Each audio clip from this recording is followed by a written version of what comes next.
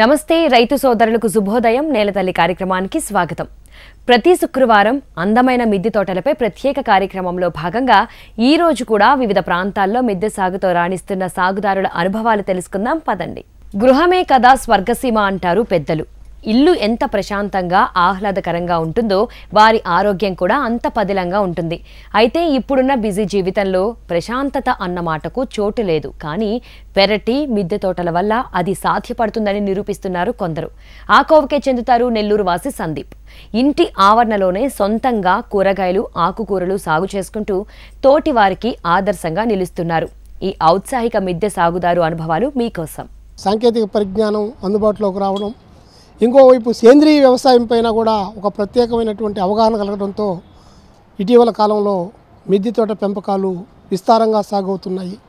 దీనివల్ల కుటుంబం యొక్క బడ్జెట్ కూడా కొంత తగ్గడం, ఒక ఆహ్లాదకరమైనటువంటి వాతావరణం కూడా నివాసాల్లో చోటు చేసుకుంటుంది. ముఖ్యంగా ఇందుకు సంబంధించి మనం నెల్లూరు నగరంలోని బీవీ నగర్లో ఉన్న సందీప్ నివాసాన్ని మనం ఒకసారి పరిశీలిస్తే అలా ఎలా సాగు చేస్తున్నారో మనం ఒకసారి నేరుగా అతన్ని అడిగి తెలుసుకునే ఒక ప్రయత్నం చేద్దాం. ఇల్లు ఎంత ప్రశాంతంగా ఆహ్లాదకరంగా ఉంటుందో వారి ఆరోగ్యం ఆలోచనలు అంతే నాణ్యతగా చక్కగా ఉంటుంది అనేది నేటితరం మానసిక నిపుణులు చెప్తున్న మాట. ఇదంతా ఒకెత్తైతే కూరగాయలు ఆకుకూరల ధరలు ఆకాశాన్ని అంటున్నాయి. నిత్యావసరాల ధరలు నింగిని తాకుతున్నాయి. ఇటువంటి పరిస్థితుల్లో సొంతింటి ఆవరణలో సేంద్రియ పద్ధతులతో కూరగాయలు సాగు చేస్తూ చక్కటి ఆరోగ్యకరమైన ఆహ్లాదకరమైన ఆకుకూరలు పండ్ల తోటలు సాగు చేసి ఔరా అనిపిస్తూ ఉన్నారు కొందరు ఔత్సాహికులు.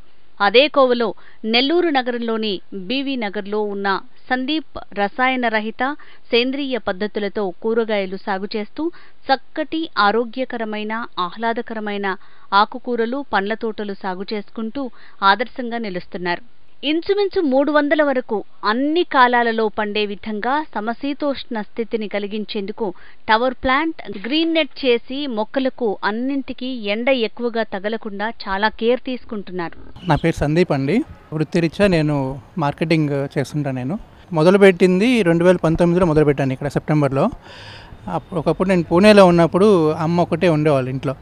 సో కూరగాయలు ఇబ్బంది పడుతున్నాను, బయటికి వెళ్ళి తెచ్చుకోవాలి అవన్నీ అంటుంటేనే నేను ఇంకా నాకు ఐడియా ఉండటం వల్ల నేను ఈ గార్డెన్ స్టార్ట్ చేయించాను. అప్పుడు నేను నేరుగా బయటికి వెళ్ళి ఇబ్బంది పడే బదులు సో పైకి వచ్చి తనే కోసుకొని ఆకుకూరలు కూరగాయలు కోసుకోవచ్చు కదా అని ఒక థాట్ తోటి నేను మొదలుపెట్టాను.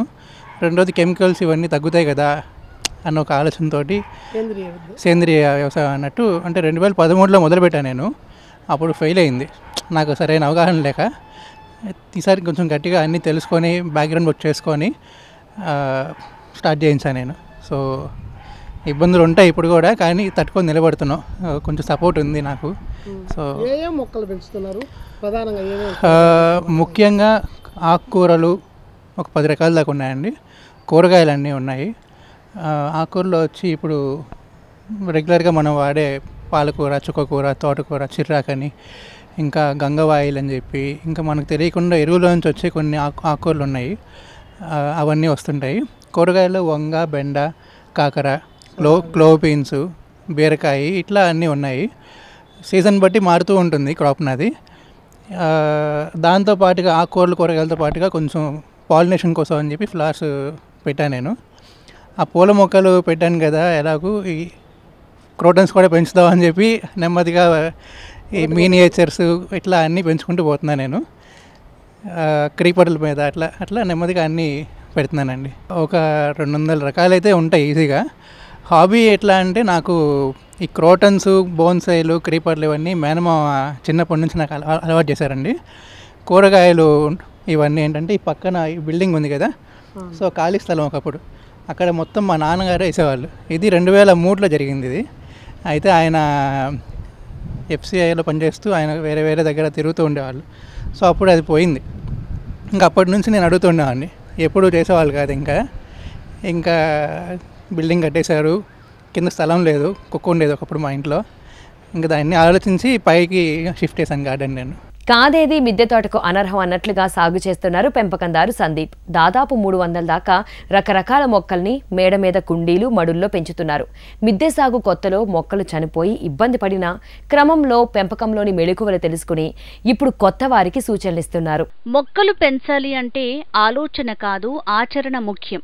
అందులోనూ పూర్తి స్థాయి శ్రద్ధ ఉండాలి, వాటి పట్ల ప్రేమ ఉండాలి అని చెప్తున్నారు.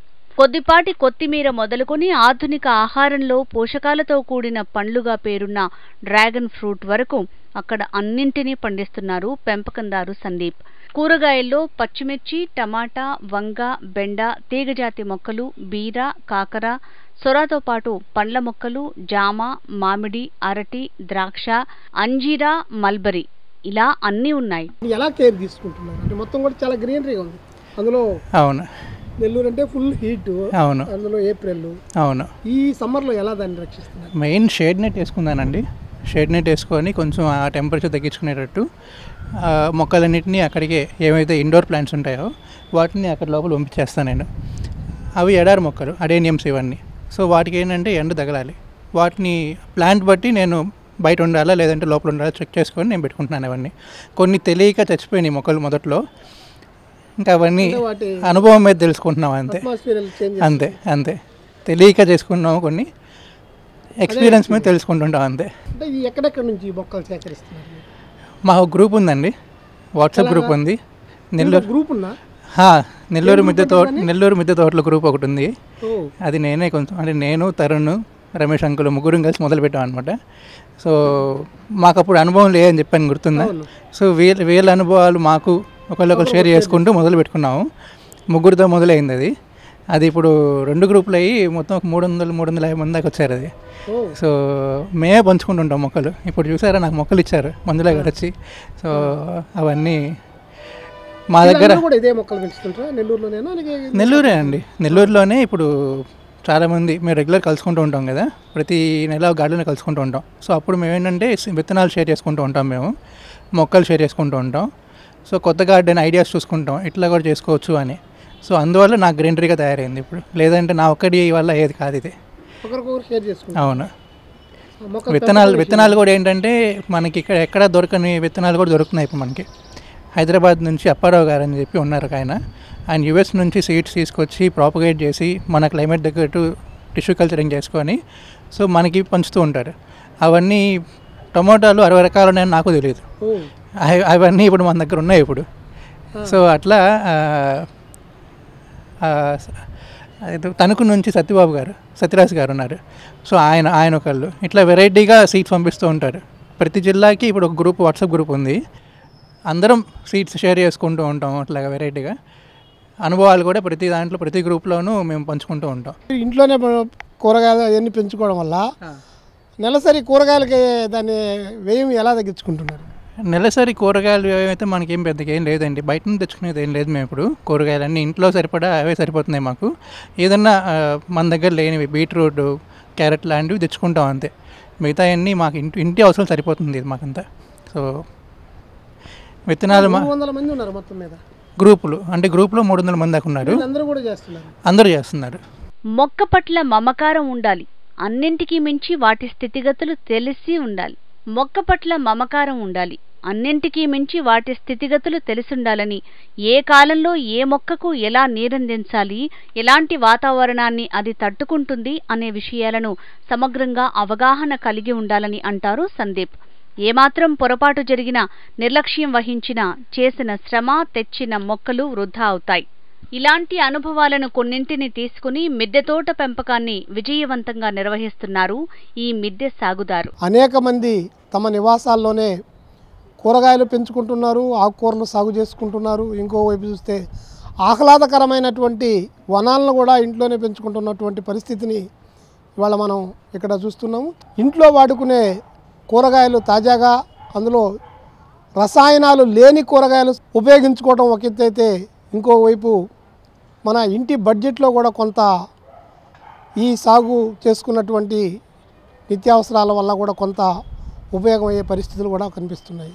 ఇది నెల్లూరులో మిద్దె తోట సాగులో యువకుడు సందీప్ తనకి ఒక హాబీగా ఈ స్థాయిలో పండిస్తున్నానని కూడా తను చెప్తున్నారు. మరింతమంది కూడా ఇలాంటి సాగులు చేస్తే ఎంతో ఉపయోగకరంగా ఉండేటటువంటి అవకాశం కూడా ఉంటుంది.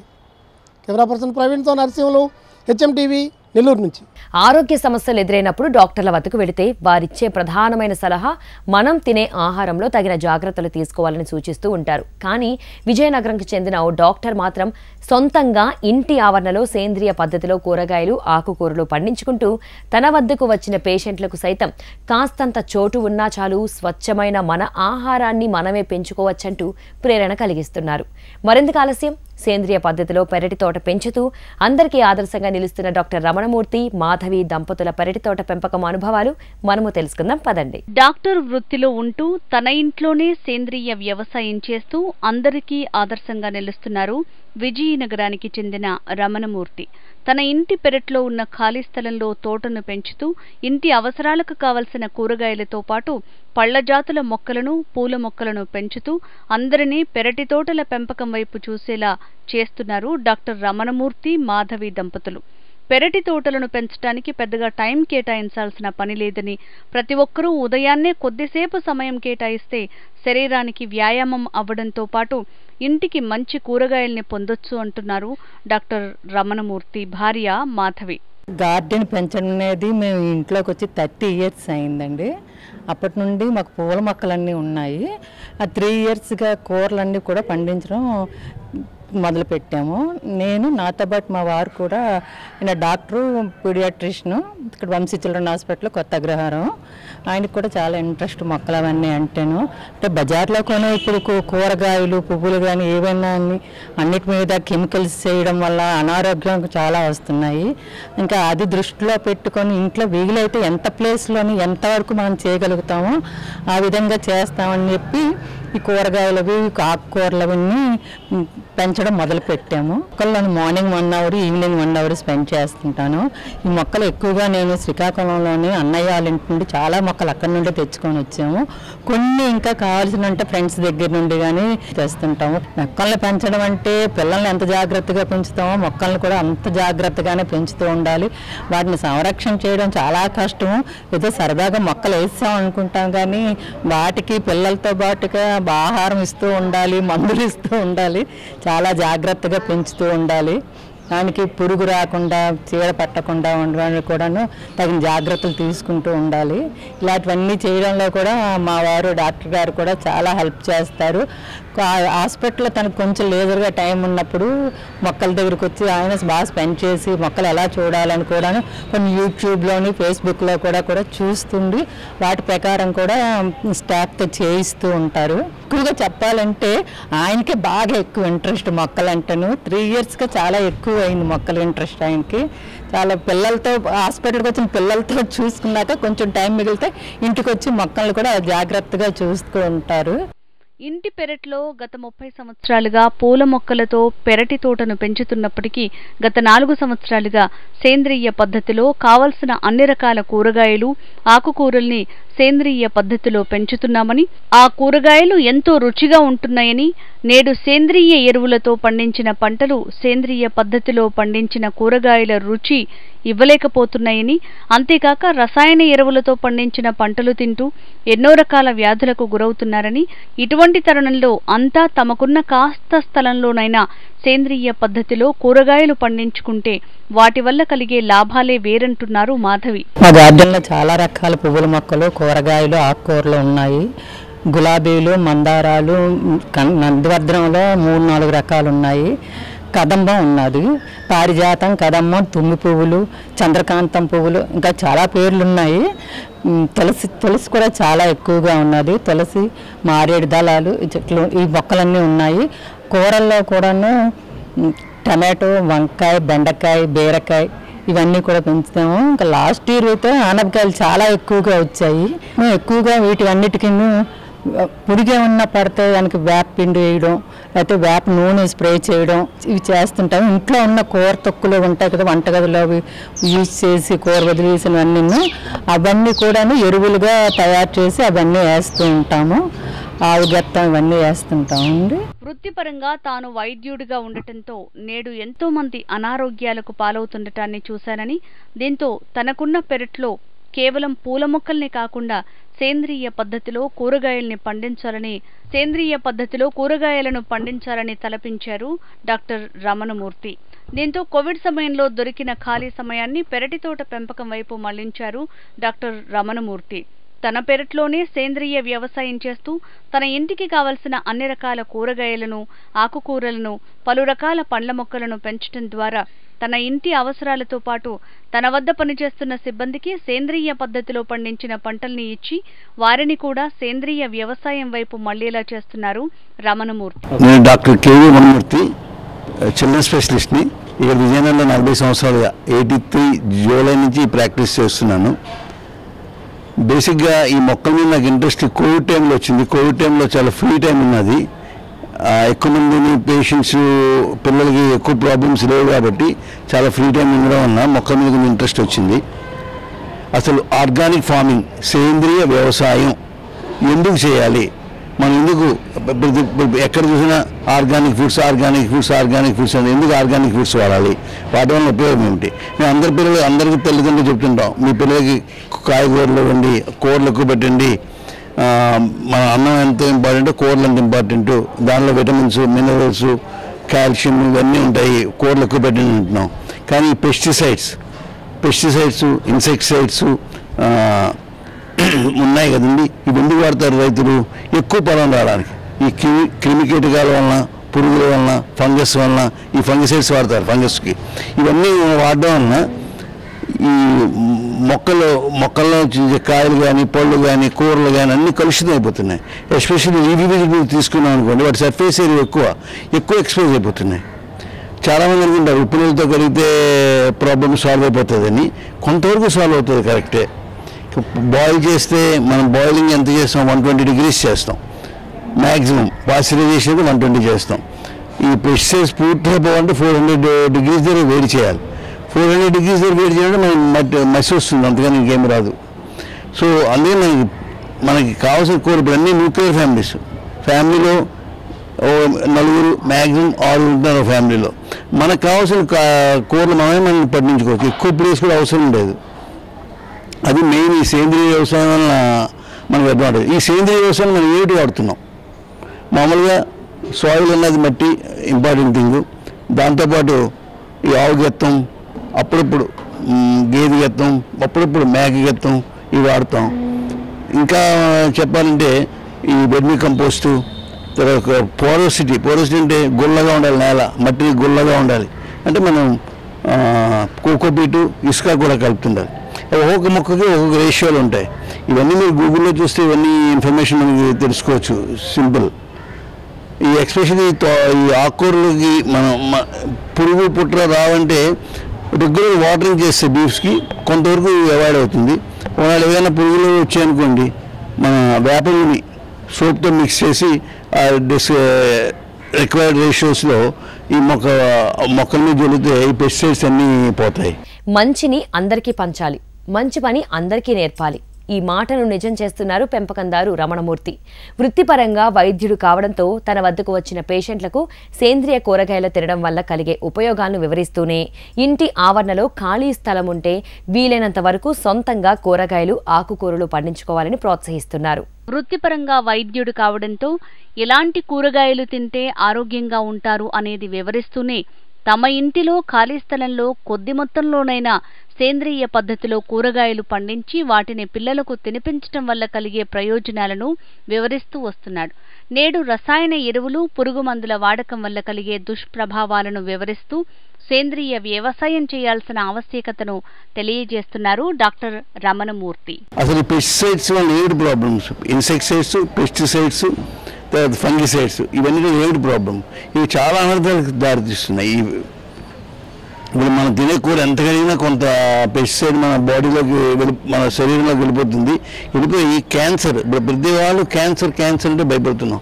ప్రోస్టేట్ క్యాన్సర్, మగవాళ్ళలో ప్రోస్టేట్ క్యాన్సర్ వస్తుంది. వీటిని పెస్టిసైడ్ రెసిడ్యూస్ అంటారు. మన నేషనల్ ఇన్స్టిట్యూట్ ఆఫ్ న్యూట్రిషన్లో స్టడీస్ చేశారు. వాళ్ళు స్టడీస్ చేసి తెలంగాణ, ఆంధ్ర నెంబర్ 1 అంట పెస్టిసైడ్ రెసిడ్యూస్ ఎక్కువ ఉన్నాయి. వీటి వల్ల ఆరోగ్యం చాలా డిస్టర్బ్ అవుతుంది. ప్రోస్టేట్ క్యాన్సర్ మగవాళ్ళు వస్తుంది, ఆడవాళ్ళ బ్రెస్ట్ క్యాన్సర్ వస్తుంది. ఈ క్యాన్సర్ అంటే భయంకరం కదా. మన లైఫ్ని మనం తగ్గించుకునేట్టు అవుతుంది. మేము ఒకవైపు కూరలు తింటున్నాం, ఆ కూరలు తింటే ఈ ప్రాబ్లం వస్తుంది. ఇవన్నీ చెప్తే అందరూ ఆందోళనకు గురవుతారు. ఆందోళనకు గురవలసిన అవసరం లేదు. చిన్న ఫ్యామిలీస్ కాబట్టి మన సేంద్రీయ వ్యవసాయ పద్ధతులు ఇప్పుడు నేను ఆల్రెడీ ఒకసారి చెప్పాను కదా, మామూలు సాయిలు, కొంచెం వేపండి, తర్వాత ఆవు గెత్తం దొరికితే అవసరమైనప్పుడు కొన్ని మొక్కలకి మ్యాగ్ గెత్తం, వెర్మీ కంపోస్టు ఇవన్నీ వాడుకొని మట్టిలో మనం మొక్క వేసుకుంటే చక్కగా ఫలితం వస్తుంది. మనం ఎప్పటికప్పుడు ఫ్రెష్గా కూడా చేసుకోవచ్చు. తర్వాత ఇప్పుడు ఇంకా పెస్టిసైడ్స్ వీటిలో గర్భిణీ స్త్రీ ఈ పెస్టిసైడ్ రెసిడ్యూస్ ఉన్న ఆహారం తీసుకుందనుకోండి, దానిలో ఏమవుతుంది, కంజనరల్ అనామలీస్, పుట్టుకలోనే కొన్ని అవయవ లోపాలు వస్తాయి పిల్లలకి, బ్రెయిన్ డెవలప్మెంట్ తగ్గిపోతుంది. మీరు ఆటిజం గురించి వింటారు. ఈ మధ్య ఆటిజం చాలా ఎక్కువగా ఉంది పిల్లల్లో. ఈ ఆటిజం కూడా ఎక్కువ అవుతుంది. అలాగే బ్రెయిన్ సెంట్రల్ నర్వస్ సంబంధించిన అల్జీమర్స్ డిసీజ్ పూర్వంగా ఇప్పుడు ఎక్కువైంది. ఇవన్నీ మోస్ట్ ఆఫ్ ది టైమ్స్ ఈ పెస్టిసైడ్స్ వల్ల ఈ అల్జీమర్స్ వస్తుంది, బ్రెయిన్ వీక్ అవుతుంది, పార్కిన్సన్ వచ్చే సూచనలు కూడా ఉన్నాయి. అది రిప్రొడక్టివ్ సిస్టమ్ తీసుకుంటే ఈ రిప్రొడక్టివ్ సిస్టమ్ అంటే వ్యంగ్యత్వం, టెస్టోస్టెరాన్ లెవెల్స్ తగ్గిపోతాయి, ఆడవాళ్ళ ఓవం పొటెన్సీ తగ్గిపోతుంది, పిల్లలు పుట్టే ఛాన్సెస్ తగ్గిపోతున్నాయి ఆ తల్లులకి. అలాగే తర్వాత ఎండోక్రైనల్ సిస్టమ్, పీనియల్ గ్లాండ్ ఉంటుంది, బ్యాన్ మాస్టర్ అంటారు, pituitary gland, not pineal, pituitary gland. ఈ పిట్యూటరీ గ్లాండ్ డిస్టర్బ్ చేస్తే మొత్తం హార్మోన్ వ్యవస్థ అంతా డిస్టర్బ్ అవుతుంది. అందులో డయాబెటీస్ మెలైటిస్ ఎక్కువ వస్తుంది. అది ఈ రకరకాల ప్రాబ్లమ్స్. ఇవన్నీ ఒక రోజులో జరిగేది కాదు ఈ ప్రక్రియ, సంవత్సరాల తరబడి. మనం ఒక 60 సంవత్సరాలు, 70 సంవత్సరాలు, 80 సంవత్సరాలు లైఫ్ ఉందంటే ఇది స్లోగా జరుగుతుంది అనమాట. హ్యూమన్ లాంగివిటీ పెరుగుతుంది అనుకున్న తరుణంలో ఈ లాంగివిటీకి తగ్గిపోతుంది. అందుకే నేను అందరికీ చెప్పే సలహా ఏంటంటే చిన్న స్మాల్ స్కేల్లో మనకు కావాల్సిన కూరలు మనం పండించుకుందాం. Organic foods they are very costly. మనం మార్కెట్లో పర్చేస్ చేయాలంటే చాలా ఖరీదు ఎక్కువ. మనం కొంత టైం చేస్తే ఫిజికల్ ఎక్సర్సైజ్ అవుతుంది, మన బాడీలో ఫ్యాట్ మనకు అవుతుంది. తర్వాత ఈ ఇన్సెక్టిసైడ్స్, పెస్టిసైడ్స్ ఇవి ఎక్కడ నిల్వ ఉంటాయి, బాడీలో ఫ్యాట్లో నిల్వ ఉంటాయి. ఫ్యాటీ బీపీ ప్రాబ్లం, కిడ్నీలో నిల్వ ఉంటాయి, లివర్లో నిల్వ ఉంటాయి. నిల్వ అప్పుడప్పుడు వచ్చి ఇలా ప్రాబ్లమ్స్ క్రియేట్ చేస్తుంటాయి. అందుకని ఆర్గానిక్ ఫార్మింగ్, సేంద్రీయ వ్యవసాయం 100% యూజ్ఫుల్ ఫర్ ఆల్ పీపుల్. నేను ఎక్కువ మాట్లాడడం అలవాటు కాబట్టి మాట్లాడుతున్నాను, ఎక్కువ చెప్తున్నాను. చేసేదంతా మేడమే చేస్తారు. నన్ను సలహా అడిగినప్పుడు నేను గూగుల్ సెర్చ్ చేస్తాను, వీడియోలో యూట్యూబ్లో వీడియోస్ చూస్తాను, ఎక్స్పర్ట్స్ ఒపీనియన్స్ అవి చెప్తుంటారు వాళ్ళు, అవన్నీ యూటిలైజ్ చేసుకుంటాను. తర్వాత మీ నేలతల్లి ప్రోగ్రాంలో కూడా అద్భుతమైన సూచనలు వస్తుంటాయి, అవి కూడా యూట్యూబ్లో చూస్తుంటాను. ఇవన్నీ మేడంకి చెప్తుంటాను, మేడం అని ఫాలో అవుతుంటారు. కార్యక్రమం నేను కూడా ఇన్వాల్వ్ అవుతుంటాను. ఈ రోజు ప్రసారమైన కార్యక్రమంతో పాటు సాగుదారులకు ఉపయోగపడే సేద్య సమాచారం, అభ్యుదయ రైతుల అనుభవాల కోసం HMTV అగ్రి యూట్యూబ్ ఛానల్ని సబ్స్క్రైబ్ చేసుకోండి. ఇది ఇవాల్టి నేలతల్లి కార్యక్రమం. నమస్తే.